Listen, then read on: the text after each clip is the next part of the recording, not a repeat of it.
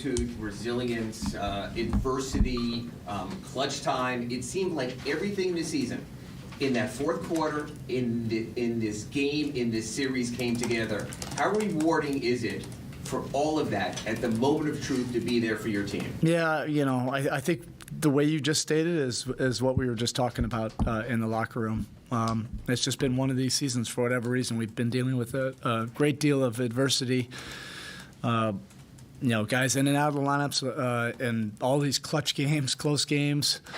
And then, having to go through the play-in, it feels like we're going. Feels like this was the finish of our second round series because of that play-in. But for whatever reason, and this is what you always hope for, all these experiences have brought this team closer together, more connected. And yes, down the stretch, it was just. An example of a lot of the adversity and fortitude that we've had to show. Guys getting in foul trouble. It was just one after another when Caleb went out, then Bam, and then Kyle. We were just able to stay stable, stay the course. Our guys are extremely mentally tough.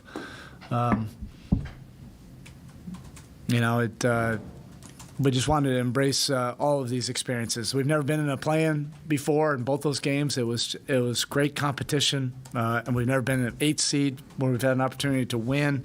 We wanted to embrace this opportunity. It's just been a harrowing, 2.5 weeks, but our guys earned their ice tonight for sure. But also, look, I should have started with this. So much of this series was born out of deep respect for Milwaukee. We've all noticed what they've done this season. And we've faced them twice in the playoffs. We know their championship pedigree. We know what they can do when, they can get you on your heels. The prep for this, even though we didn't have a whole lot of time, it was probably the most focused a group can get, and that's born out of respect. And it was just a strange series in terms of the attrition. Giannis getting hurt that first game, and then Tyler going out on such a freakish play, and then Vic going out. I guess that's just the way it was going to be all the way to the end when we had to deal with 3 guys fouling out, but still find a way to get a win. We're just glad that we get to move on. And I guess the league is always good for the league when there's a Heat Knicks playoff series. There's a lot of things to go through from that game, but could you walk us through kind of what you were thinking when you drew up that play for Jimmy at the end of the game? Yeah, I don't know. I'll probably let him tell the story because I had a different variation of it, and he looked at me dead in the eye. We've practiced, a variation of that play with a bunch of different guys, and I was going to do a different version of it, and he just said, "No, let me be that guy."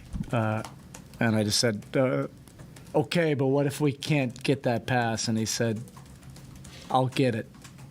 Don't worry about it." So sometimes you also just need to have the ball bounce your way. It was a perfect pass, from Gabe. Gabe has made a similar pass like that earlier in the season, and Jimmy just made an incredible play. I mean, Drew Holiday is one of the best defenders on the entire planet. So if you're going to throw something like that, it better be pinpoint, and you better have a Megatron-type guy that can go up there, take a little bit of contact, and then somehow find a way to will it in the basket. But that kind of epitomizes JB. Did you have Bam off the court there, hoping that What? would take Brooke out? Yeah, we just needed space. It had nothing to do with Bam. We just needed the paint open. I don't know if the thinking was if he came out, Brooke would come out, and then there wouldn't be that length at the rim.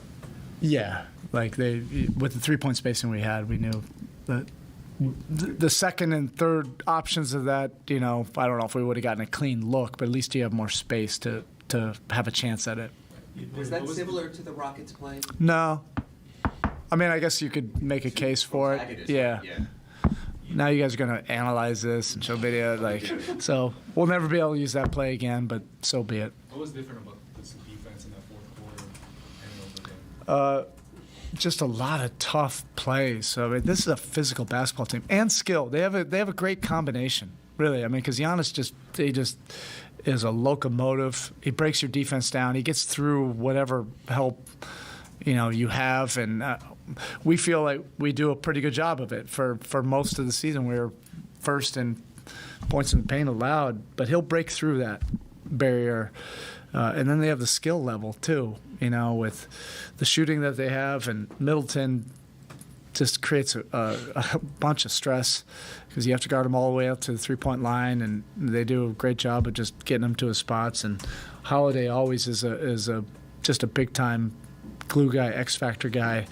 It was a tall task, and like I said, our guys are great competitors. They had a deep respect for the Bucks, and that's what you hope for, that born out of that respect, that it's going to bring out a higher level in your basketball team, and that's what it did for 5 games. What did you guys do defensively? I think they made 3 field goals from the start of the fourth till maybe the I think that's more, the habits of being in these 56 close games. A lot of those close games, Anthony probably knows better than me. He's an analytic guy, but our fourth quarter defense has been one of the better ones in the entire league. So it's deceptive. You just look at all of it, but the clutch defense, our guys are competitive. They love competition. They love being challenged. They love going toe-to-toe, with the best players and best teams in the league. And we knew that we would have to be exceptional on that side of the floor, particularly in the fourth quarters of these games. Erik, Jimmy, and what he has done, I mean, just these 2 games alone, let alone an entire series, but just everything he's done for you. Is it unfair to say you expect it, or when the lights get the brightest, does nothing he do surprise you anymore, based on going back to 2020 and going forward? Yeah, I've said a lot about how I feel about Jimmy. That he is us and we are him, and I just respect him so much as being such a unique, world-class, elite competitor. A lot of guys play the game of basketball in this league. He competes to win. That's a different language, and he's desperate and urgent and maniacal and sometimes psychotic about the will to try to win. And he'll make everybody in the building feel it. And that's why he is us and we are him. That's the way we operate as well. And sometimes the psychotic meets the psychotic. And it gets a little bit, whatever. But we needed every bit of every play that he made. And I think him, even just, at the end when they didn't have the timeout and Giannis is going, I've just seen that time and time and time again, that he breaks through. And Jimmy held him up at the three-point line. That was probably the biggest play of the game, right there. That he had to get off the ball, and other guys had to try to make a play. But that's Jimmy. He'll make the winning plays on either side of the ball. You were in a similar position in the fourth quarter a couple nights ago and were able to come back. How much could you draw on what happened in Game 4 tonight, or is it 2 totally separate? Each game can be different, and you have to be open to what the competition will bring. But the one thing about our group, because we've been in so many of these close games in the fourth quarter, our guys take pride, a lot of pride, in our mental toughness and physical toughness. Going down the stretch, particularly in close games. And we had to show that. We had to show that, and particularly in these, in all 4 of the wins. Bam specifically in the fourth quarter. I mean, he struggled through 3 quarters, and in the fourth quarter, he came alive. Yep. Offensively and defensively. Yeah, that's the whole deal about Bam. He's not defined by that final number on the box score, and everybody's trying to direct him to that. Bam is a winner. He's going to make winning plays. He's going to show up in the biggest moments, somehow, some way. And he got a couple big ones. The offensive rebound. He also had they were putting so much pressure on us in that fourth quarter that we could just send Jimmy down the court. We didn't have to have Gabe have to fight the pressure. We have the pressure release and Bam.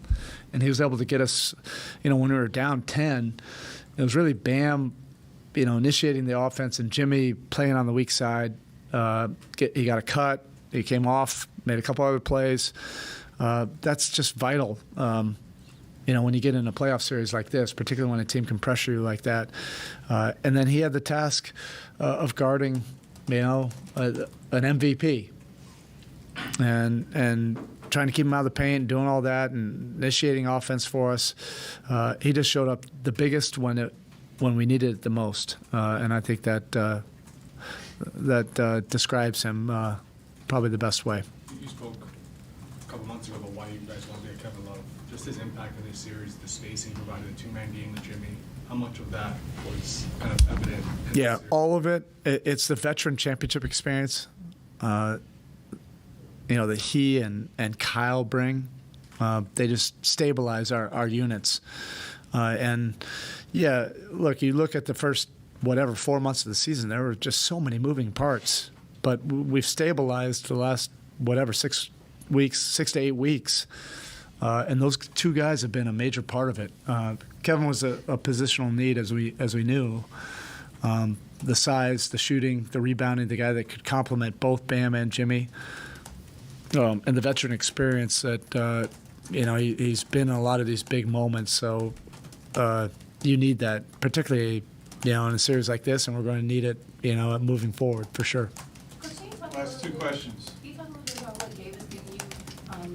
Drawing up things for him, he's coming off the Yeah. doubles and UHOs. Like, what growth have you seen? How do you instill trust in the Keys and the Maxes and the Cables? Yeah, because they've been part of our program for so long now. Gabe really did his development that bubble year in our Sioux Falls program, and he was a great scorer for that team. And then we really developed him into being a combo guard. But whatever his stat line was, I just mentioned to him in the locker room, that if he didn't have the kind of game that he had tonight, we weren't winning this. We needed somebody else. I mean, we're missing Tyler. Tyler's for much of the year was our leading scorer. Missing Vic. Finally got healthy and in a rhythm. We need other guys to step up. That's tougher to do if you don't have guys that are comfortable in your program and have role definition and confidence of everybody. The coaching staff, yes, that means something, but more importantly, everybody in the locker room. The guys were feeding him a bunch of confidence at the shoot-around today, telling him that we needed him to score and to be aggressive, to be assertive. And when Jimmy and Bam are telling you that, you feel like you can conquer the world. You mentioned at the beginning that the world needs more Heat Knicks. You've been through a bunch of these. What is it like? Yeah, give me a little bit of time to think about it. I'm sure there'll be a lot of those highlight reels of all the Heat Knicks battles, and that'll speak for itself. Is it kind of hard to believe after the way this whole season has gone that you're talking about being in the second round after winning a series like that? I don't know. We have a group and we're an organization that you just want to embrace competition. And even if it's not necessarily going how everybody expects it to go, that develops grit. You say that the league can reveal your character, but it also develops character. And you develop this kind of fortitude. And so we earned, a chance to be in the playoffs, and then we earned a chance to get to the second round to play against compete against a very good basketball team. All right, thank you. Thank you.